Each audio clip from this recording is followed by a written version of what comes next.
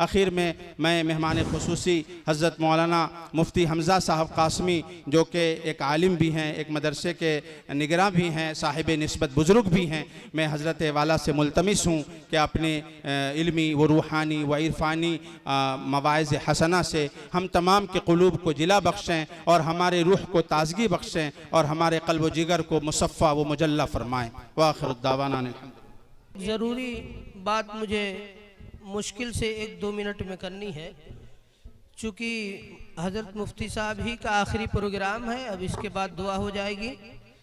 मैं मुख्तसरन, चूँकि मुफ्ती साहब अब कुर्सी पर बैठ चुके हैं, मुझे ये कहना मुनासिब भी नहीं है, लेकिन तमाम हजरात की तवज्जो ये चाहता हूँ कि अल्हम्दुलिल्लाह आपके मदरसा मज़हरुल उलूम व सिराजुल उलूम पूरा मजमा ये समझ जाए कि यहाँ मदरसा 2 जगह वाक़ है।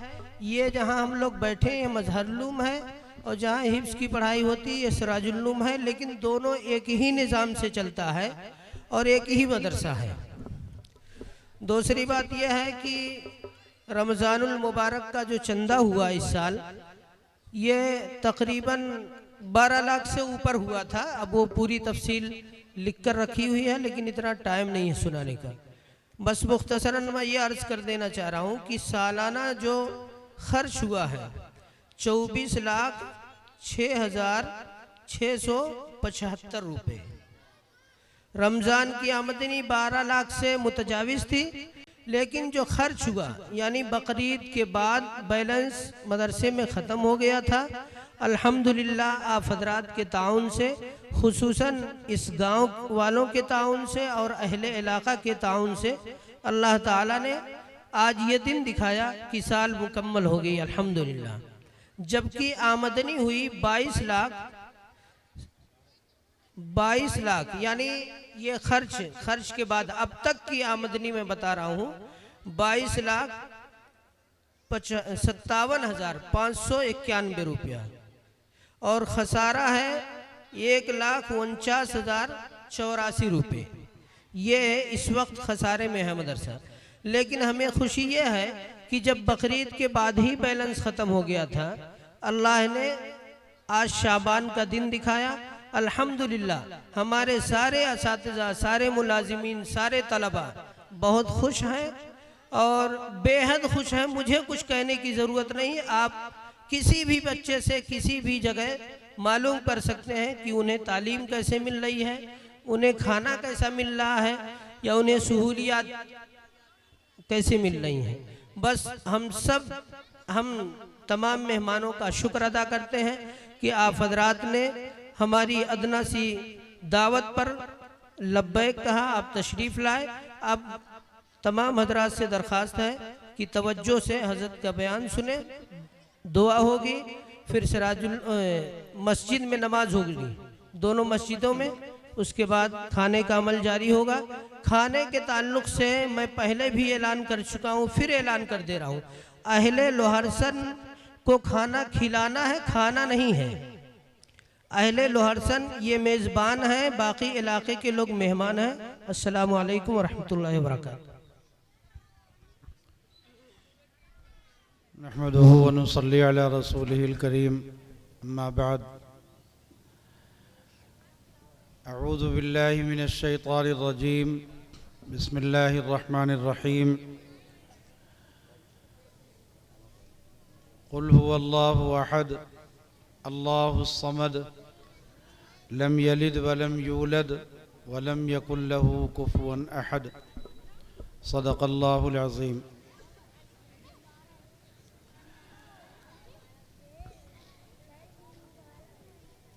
ये जो बच्चे सामने बैठे हुए हैं, बेटा देखो आधे घंटे का बयान है बस, ठीक है, और हम तुम्ही लोगों से मुखातब होकर के कुछ बात करने वाले हैं, तो अब इधर उधर तवज्जो नहीं करो और हमारी बात सुन लो। आधे घंटे गुफ्तगू होगी सिर्फ।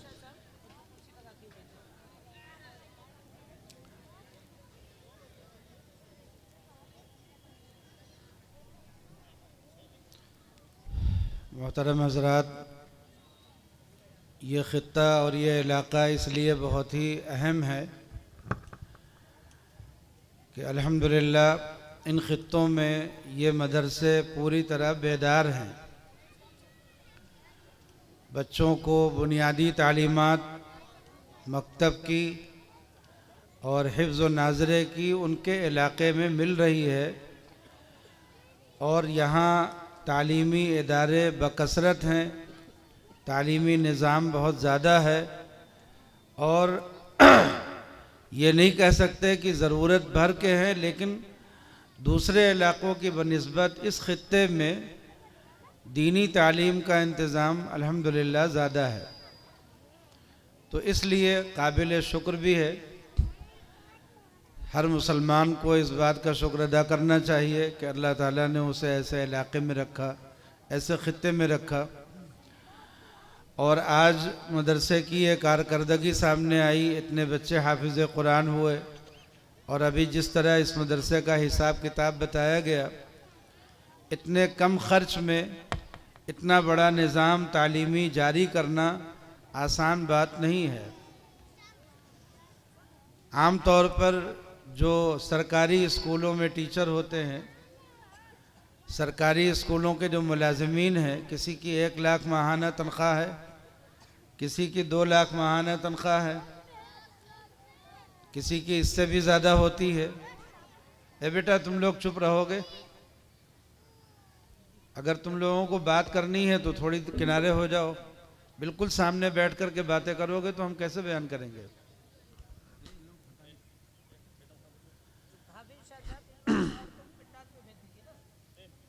बैठे रहने दीजिए, बैठे रहने दीजिए, बच्चे समझदार हैं, बात नहीं करो, बस थोड़ी देर सब्र कर लो। देखो तुम ही लोगों की बात करेंगे अभी हम, तो तुम लोग थोड़ी देर बस सब्र कर लो।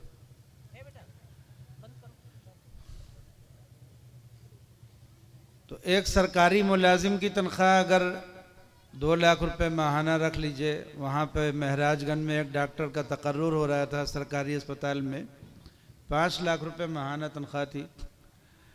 तो अगर किसी एक आदमी की औसत 2 लाख रुपए तनख्वाह मान लीजिए और वो उसमें अपनी बीवी बच्चों का गुजर बसर करता है, यहाँ इतना बड़ा मदरसा, इतना बड़ा तालीमी निज़ाम 2 लाख रुपए महीने में आराम से इतने लोगों की तनख्वाह, इतने लोगों का रोज़गार, इतने बच्चों की तालीम, और वो भी तालीम कौन सी कि जिसमें दीनी तालीम भी असली तालीम भी एक मुकम्मल निज़ाम के साथ जारी होता है, इतने कम खर्च में मदरसे वालों के अलावा कोई नहीं कर सकता।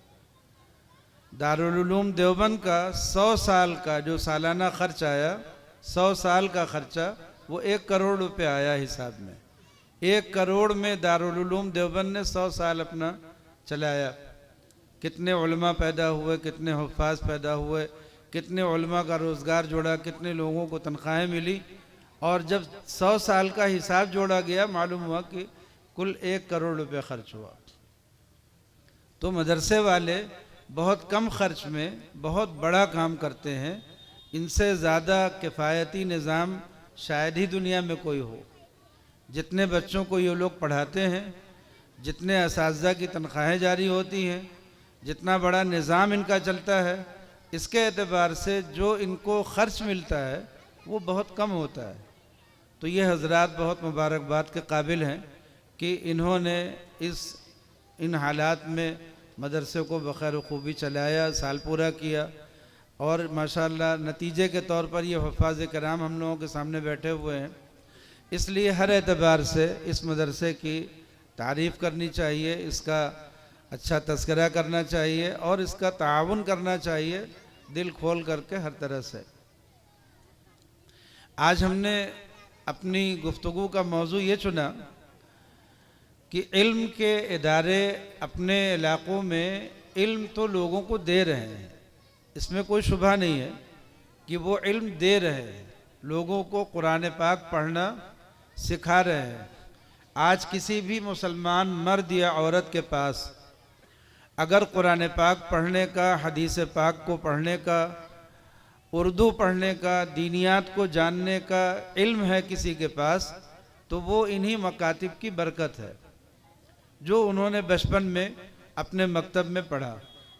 तो ये मदरसे इल्म दे रहे हैं लोगों को, लेकिन इल्म के साथ मालूम है कि जब तक अमल ना हो, जब तक इल्म पूरा काम नहीं करता। अगर किसी मरीज़ को डॉक्टर ने दवा का नुस्खा लिख करके दे दिया और मरीज़ को उस बीमारी की दवा मालूम हो जाए, तो उस मालूम होने से उसकी बीमारी नहीं ख़त्म होगी। दवा के मालूम होने से या डॉक्टर से दोस्ती करने से बीमारियां नहीं ख़त्म होती। बीमारी ख़त्म होने के लिए ज़रूरी है कि आदमी दवा इस्तेमाल करे, दवा खाए, और जब उस दवा से फ़ायदा ना हो तो डॉक्टर से दोबारा रुजू करे और फिर अपना हाल बताए, और इस तरह से अपनी इस्लाह की फ़िक्र करे, तब जा कर के वो दवा काम करती है।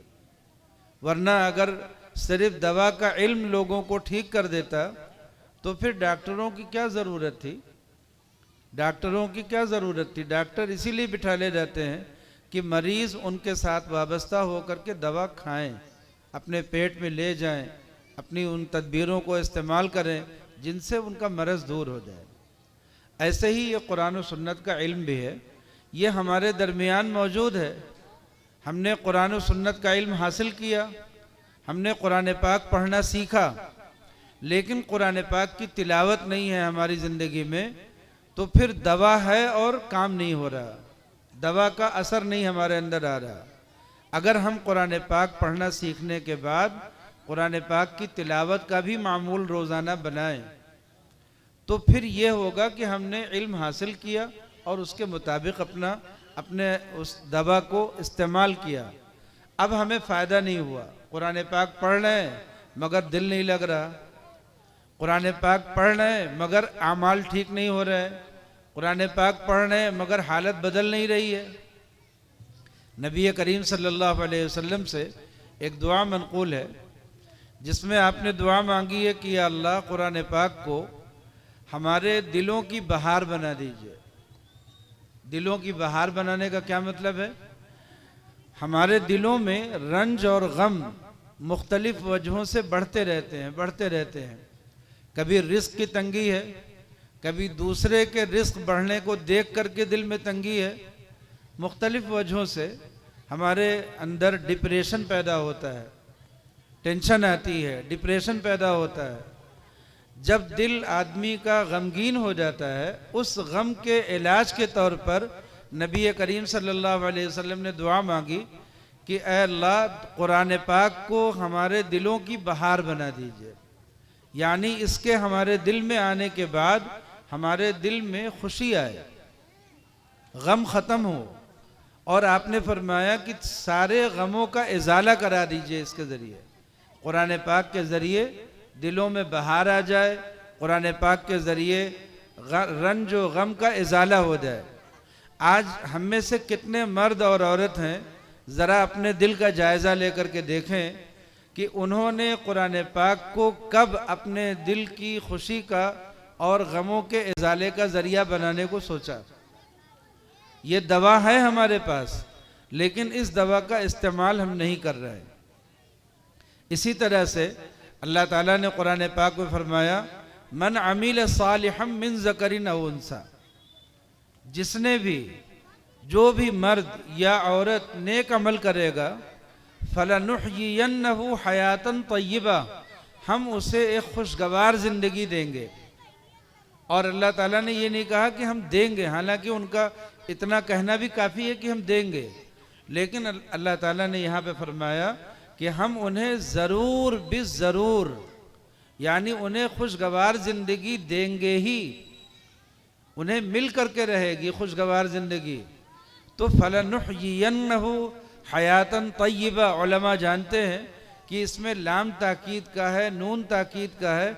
इसका मतलब ये है कि अल्लाह ताला ने बहुत मजबूत वादा किया है कि जो मुसलमान मर्द या औरत नेक अमल करेगा, और नेक अमल का मतलब ये है कि जो शरीयत ने करने के काम बताए हैं उनको करेगा, और जो बचने के काम है उनसे बचेगा, उसको अल्लाह ताला ज़रूर बिज़रूर हयात तय्यबा नसीब फरमाएंगे। एक पाकीज़ा ज़िंदगी, एक खूबसूरत ज़िंदगी अता फरमाएंगे। हम लोग एक दुआ बचपन से जानते हैं, रब्बना आतिना फिद दुनिया हसना। बच्चों बताओ, तुम लोगों को याद है ये दुआ? रब्बना आतिना वाली दुआ याद है? रब्बना आतिना फिद दुनिया हसना व फिल आखिरति हसना वक़िना अज़ाबन्नार, ये दुआ याद है? अब देखो, रब्बना आतिना में अल्लाह ताला ने क्या कहा कि ऐ मेरे रब, ऐ हमारे रब, हमें दुनिया में हसना अता फरमाइए, एक खूबसूरत ज़िंदगी दीजिए। व फिल आखिरति हसना, और आखिरत में खूबसूरत ज़िंदगी दीजिए। इसका मतलब ये है कि एक अच्छी ज़िंदगी हमारा हक़ है। हम इस दुनिया में हैं, अल्लाह ने हमें इस दुनिया में पैदा किया है, तो एक अच्छी ज़िंदगी हमारा पैदाइशी हक़ है जो हमें अल्लाह से मिलना चाहिए।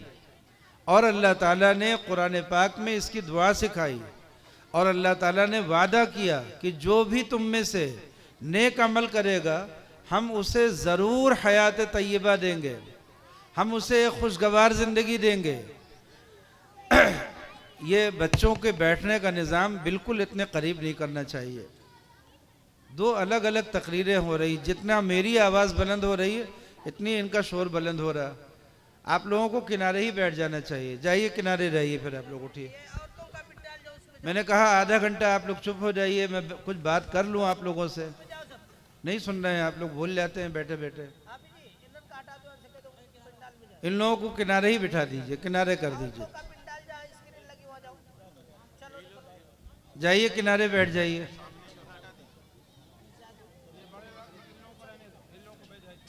जितनी मेरी आवाज़ बुलंद हो रही है उतनी इन लोगों की बात बुलंद हो जा रही है।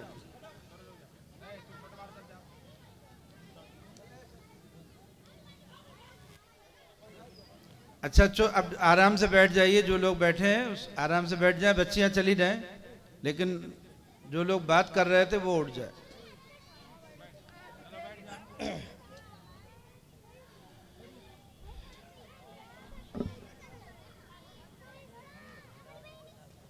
आवाज़ बिल्कुल बंद कर दीजिए, बिल्कुल आवाज़ ना निकले किसी की भी।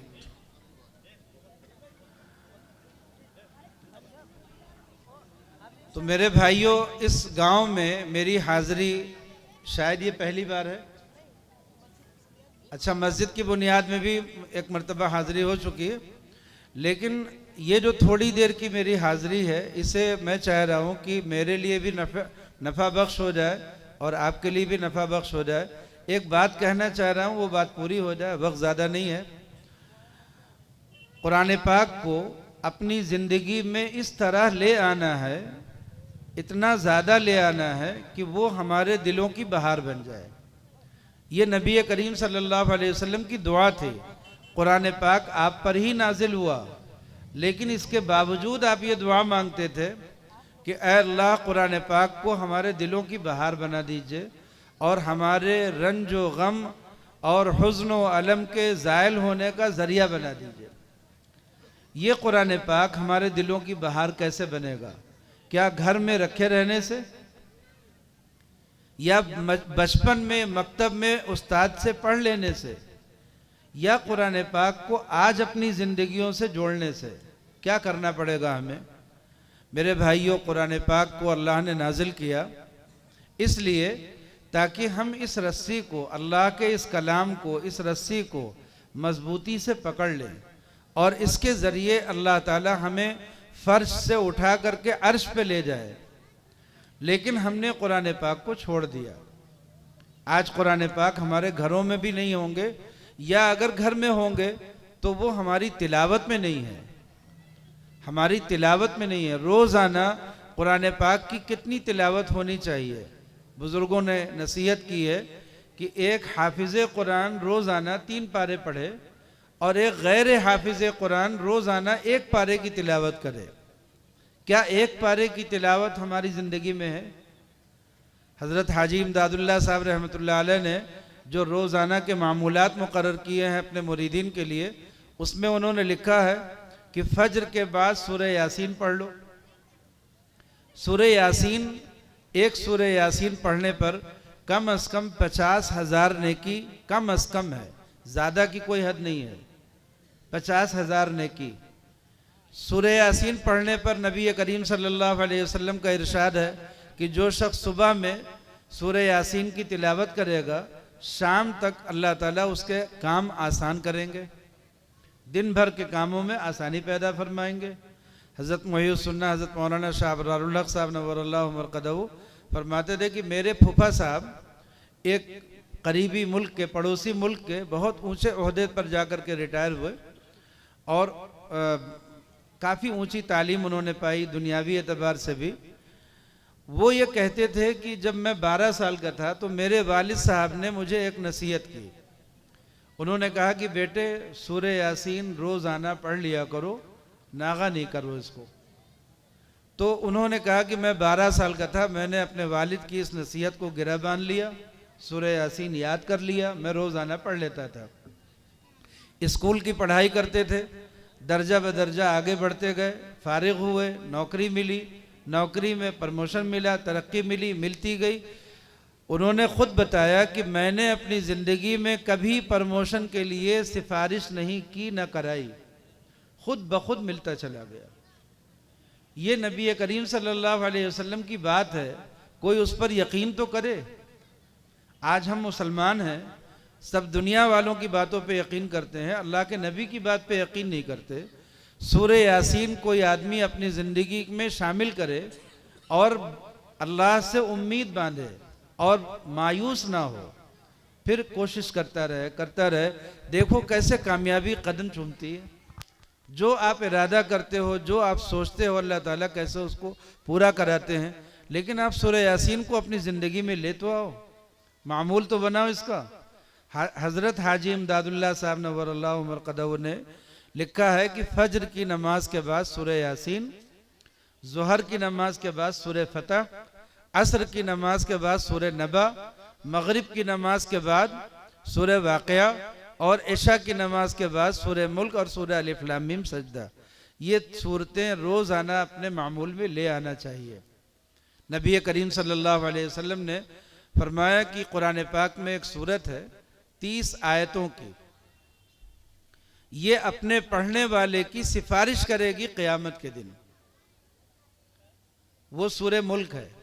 इशा के बाद सूरह मुल्क पढ़ लेने पर क्या होगा, क़यामत के मैदान में अगर कोई इंसान गुनाहों के साथ हाजिर हुआ, वहाँ पर हो सकता है उसके लिए अजाब का फैसला होता, लेकिन सूरह मुल्क ये अल्लाह का कलाम है, ये उसके लिए सिफारिश करेगी और उस बंदे को बख्शवा लेगी।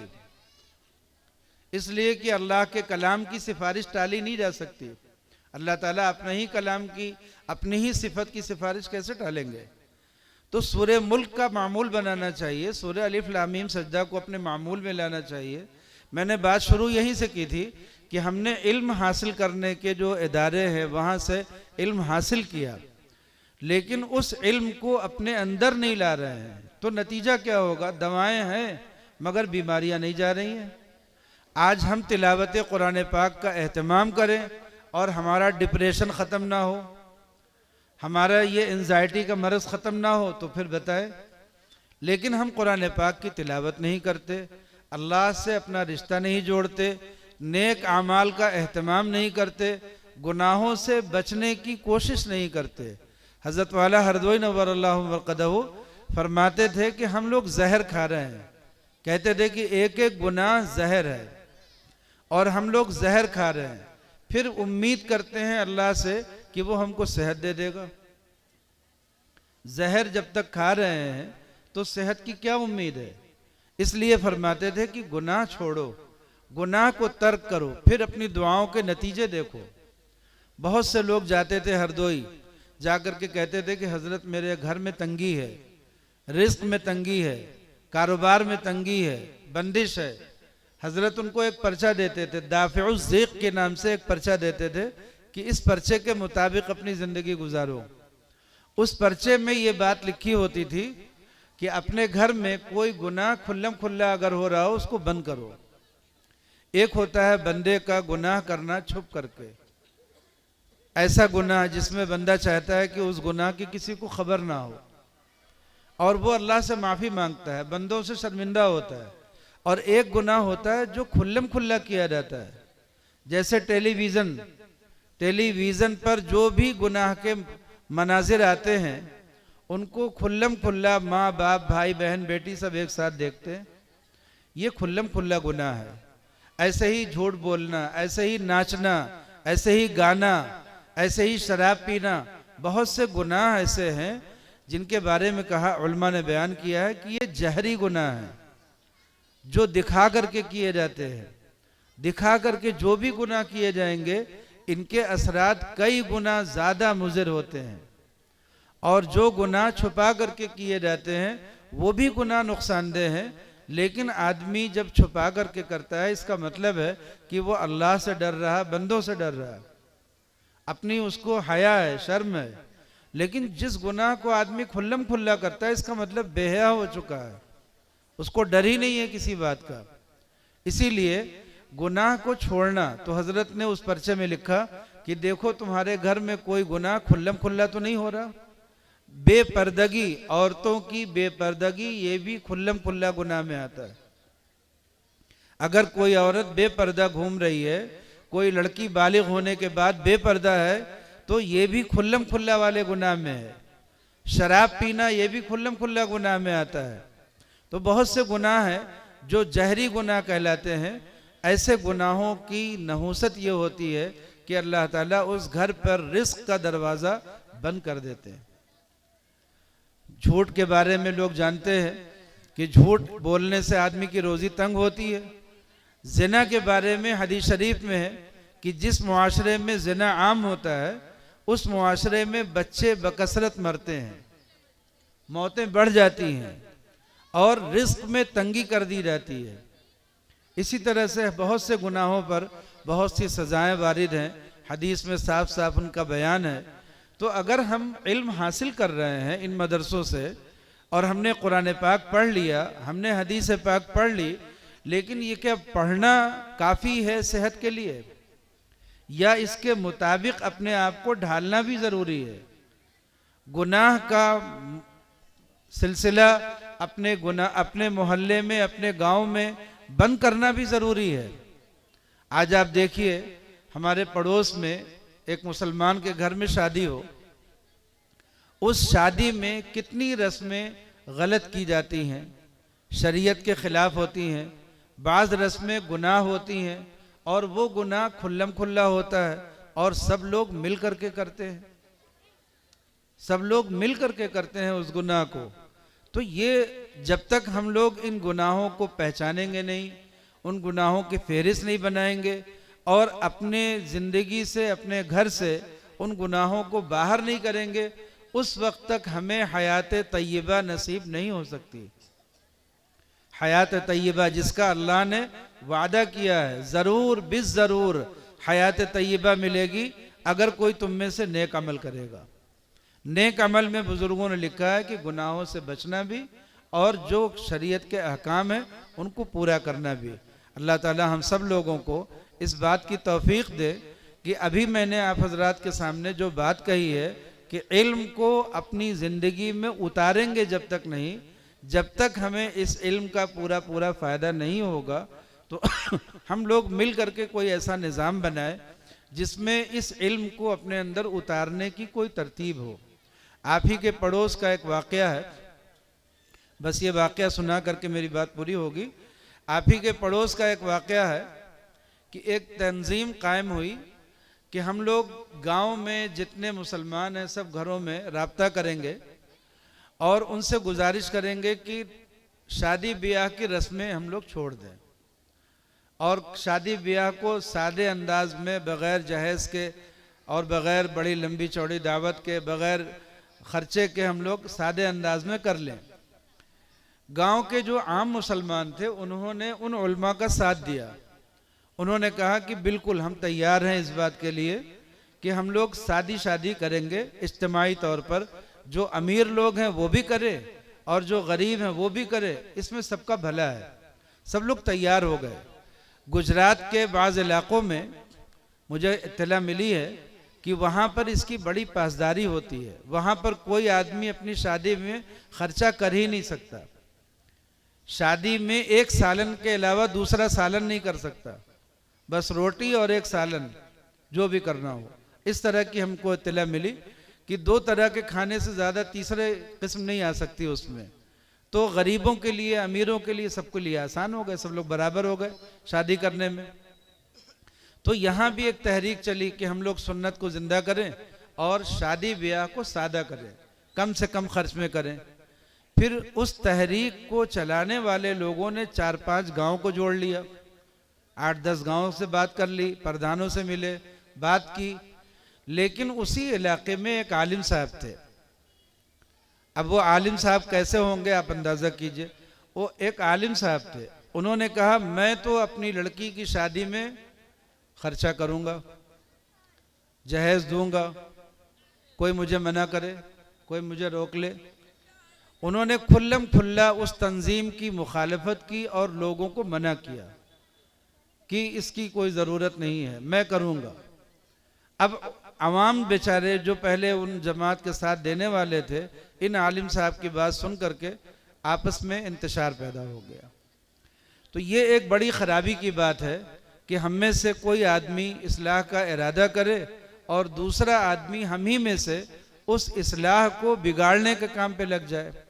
अल्लाह ताला हम सब लोगों को इतनी अक़ल दें, इतनी समझ दें कि जिस कुरान और सुन्नत को लेकर के आज हम लोग यहाँ जलसा कर रहे हैं, इस कुरान और सुन्नत को हमारी ज़िंदगियों में उतारने का भी हम लोग कोई अमली निज़ाम बनाए, मिल करके एक तरतीब बनाए।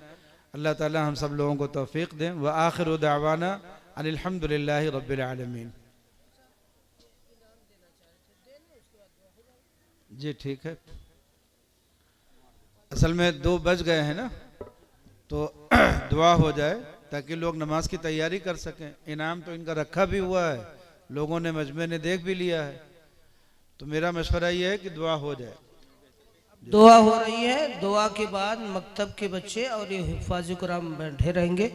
मकतब में जो बच्चे अव्वल, दोम, सोम पोजीशन हासिल किए हैं हर दर्जे से, उनका इनाम यहाँ रखा हुआ है। अभी इनाम का इनाम ऐलान हो जाएगा। और शोबे हिफ्ज़ में भी इसी तरह दुआ हो रही है। दुआ के बाद सारे लोग मस्जिद चलेंगे, नमाज पढ़ेंगे, उसके बाद मेहमान खाना खाएंगे। ठीक है। देखिए, दुआ से पहले एक बात सुनिए। हम लोग दुआ कैसे मांगते हैं अल्लाह से? दुआ में हाथ कैसे उठाते हैं? हाथ उठाने का भी एक तरीक़ा है। सहाबा किराम ने इसको बयान किया है, इसीलिए बयान किया ताकि हर मुसलमान उस पर अमल करे। हम लोग कभी कभी हाथ ऐसे कर लेते हैं। हम में से कोई आदमी ऐसे बैठा रहता है। अल्लाह के सामने अपना बर्तन फैलाना भी हम लोगों को नहीं आता। ये बर्तन है कि हमने अल्लाह के सामने हाथ फैलाया है कि हम कुछ मांग रहे हैं, तो हमें हाथ फैलाना भी नहीं आता। और लोग इसमें सुन्नत का एहतमाम नहीं करते।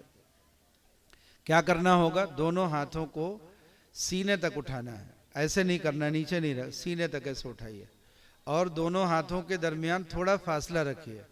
हथेलियाँ आसमान की तरफ, ऊपर आसमान की तरफ, ज़रा सा ऐसे तिरछा कर लें, यानी चेहरा भी चेहरे के सामने भी हो, ठीक है, लेकिन आसमान की तरफ पूरी हथेली हो और दोनों हाथों में थोड़ा फासला हो। इस तरह से जब हाथ उठाएंगे तो ये सुन्नत के मुताबिक हाथ उठाना होगा। दूसरी बात यह है कि हाथ उठा लिया सुन्नत के मुताबिक, मांगे क्या? पहले अल्लाह की हम्द व सना करें, फिर नबी करीम सल्लल्लाहु अलैहि वसल्लम पर दुरूद व सलाम भेजें। उसके बाद जो जामे दुआएं हैं वो मांगें, जैसे निजात, आखिरत की निजात, जन्नत, जहन्नम से निजात और अल्लाह की रज़ा, ये सब मांगें। और दीन की तरक्की और दुनिया की तरक्की भी मांगें, दुनिया से में हिफाजत भी मांगें, लेकिन पहले जो अहम चीज़ें हैं पहले उनको मांगें, फिर उसके बाद अपनी दुनिया की ज़रूरतें। दुनिया की ज़रूरतों में छोटी छोटी ज़रूरत भी अल्लाह ही से मांगनी चाहिए। और जो दुआ मांगें यकीन करें कि अल्लाह ताला हमारी दुआ सुन रहे हैं और कबूल कर रहे हैं और वो हमें देंगे। शुबहे के साथ जो दुआ मांगी जाती है कबूल नहीं होती। और फिर आखिर में अल्लाह की हम्द व सना करें और नबी पर दरूद भेजे। इस तरह से जब दुआ शुरू करेंगे, दुआ ख़त्म करेंगे, तो पूरा यकीन करना चाहिए कि अल्लाह ने हमारी दुआ सुन ली है। बेहतर होता है आहिस्ता दुआ करना, सब लोग अलग अलग करें, लेकिन सिखाने के लिए, तालीम के लिए इज्तिमाई दुआ बुलंद आवाज़ से करना भी दुरुस्त है। तो मैं दुआ करूँगा, आप आमीन कहिएगा, हाथ सब लोग सुन्नत के मुताबिक सही उठाइए। बच्चियां जब हाथ उठाएंगी तो वो ऐसे आगे हाथ नहीं बढ़ाएंगी, वो अपने करीब रखेंगी, सिमटा करके रखेंगे अपना हाथ। अल्हम्दुलिल्लाहि रब्बिल आलमीन अर्रहमानिर रहीम वस्सलातु वस्सलामु अला सय्यिदिल अंबियाइ वल मुरसलीन मुहम्मदिन व आलिहि व अस्हाबिहि अजमईन। या अल्लाह आप रब्बुल आलमीन है, सारे जहान के पालने वाले हैं। या अल्लाह आप रहमान हैं, बड़ी बड़ी गलतियों को माफ़ फरमा देते हैं, हत्ता कि कुफ्र और शिर्क को भी तौबा करने की सूरत में माफ़ फरमा देते हैं। या अल्लाह आप रहीम हैं, बार बार माफ़ फरमा देते हैं। या अल्लाह आप करीम हैं, बग़ैर किसी इस्तेहक़ाक़ के आपने हमें बड़ी बड़ी नेमतों से नवाजा है। आपने हमें इंसान बनाया, फिर आपने हमें ईमान की दौलत अता फरमाई जिससे करोड़ों लोग महरूम हैं। फिर आपने अमाल सालिहा की तौफ़ीक़ अता फरमाई जिससे करोड़ों लोग महरूम हैं। रोज़ी और माश ऐसी दी जो लाखों से बेहतर है। इसके अलावा भी आपने हम पर बहुत सी नेमतें फरमा रखी हैं जिनको शुमार करने से और जिनका शुक्र अदा करने से हम लोग आजिज़ व कासिर हैं। या अल्लाह हमारी दरख्वास्त है कि हमको हर मोमिन को अपनी मग़फ़िरत की नेमत से सरफराज फरमा दीजिए। या अल्लाह हम सब लोगों को अपनी रज़ा और जन्नत नसीब फरमाइए, अपनी नाराज़गी और जहन्नम से बचा लीजिए। या अल्लाह हमारे दिलों में कुरान पाक की अज़मत, कुरान पाक की मोहब्बत, कुरान पाक की तिलावत का जज्बा, कुरान पाक के अहकाम पर अमल की तौफ़ीक़ हम सब लोगों को अता फरमाइए। या अल्लाह सुन्नत की मोहब्बत, सुन्नत की इत्तिबा की तौफ़ीक़ हम सब लोगों को अता फरमाइए। या अल्लाह हमारी और हाज़रीन मजलिस की और तमाम उम्मत मुस्लिमा की जुमला हाजात और ज़रूरियात अपने फ़ज़ल व करम से पूरा फरमा दीजिए। या अल्लाह हमारी और हाज़रीन मजलिस की और तमाम उम्मत मुस्लिमा की जुमला शुरूर व फितन आफ़ात से हिफाजत फरमाइए। या अल्लाह हमारे मदरसों की, हमारे मकतबों की, हमारी मस्जिदों की, हमारी तंजीमों की, हमारी जमातों की, हमारी जमईयतों की, हमारे तमाम दीनी इदारों की, दीनी खुद्दाम की जुमला शुरूर व फितन आफ़ात से हिफाजत फरमाइए। या अल्लाह इखलास के साथ सही उसूलों पर काम में मशगूली की तौफ़ीक़ अता फरमाइए। हमारी कमियों कोताहियों को माफ़ फरमाइए, हमारी हर तरह से नुसरत और मदद फरमाइए, हमारी कफ़ालत फरमाइए। या अल्लाह जो दुआएँ नबी करीम सल्लल्लाहु अलैहि वसल्लम ने खैर की मांगी हैं वो सब के सब हम लोगों को अता फरमाइए, और जिन चीज़ों के शर से आपने पनाह मांगी है उनके शर से हम सब लोगों की हिफाजत फरमाइए। महज़ अपने फ़ज़ल व करम से नबी करीम सल्लल्लाहु अलैहि वसल्लम के सदक़ा व तुफ़ैल में हमारी दुआएँ कबूल फरमा लीजिए। व सल्लल्लाहु तआला अला खैरि खल्क़िही मुहम्मदिन व आलिहि व अस्हाबिही अजमईन। आमीन बिरहमतिका या अरहमर राहिमीन।